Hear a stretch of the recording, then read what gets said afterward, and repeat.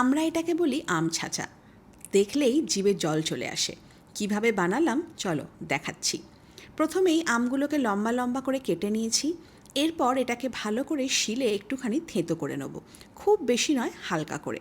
আর এটা শিলেই সবথেকে বেশি ভালো হয়। এই দেখো, আমের গন্ধে আর একজন চলে এসেছে। এখান থেকে টুক করে একটা হাত আমটা তুলে নিল।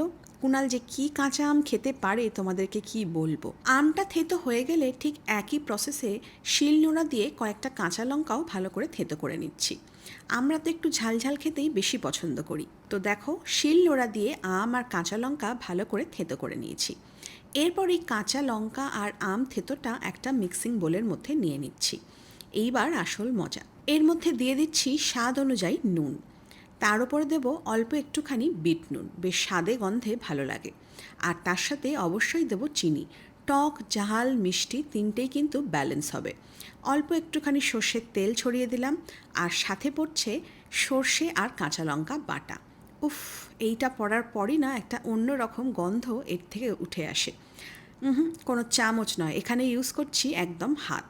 হাত দিয়ে সমস্ত মশলা আমের সাথে চটকে চটকে মাখতে হবে, যাতে প্রেসার দিয়ে আম আর কাঁচা লঙ্কাগুলো খুব সুন্দরভাবে আরও বেশি করে কচলানো যায়। তো কচলে কচলে চিনিটাও গলে আসবে আর সমস্ত মশলা চটকানো হয়ে গেলে আম মাখা একদম রেডি। কি জিভে জল আসছে তো? যদিও কিন্তু এটা আমি আমার মতন প্রসেসে বানিয়েছি। একবার বাড়িতে বানিয়ে দেখো, দারুণ লাগবে খেতে।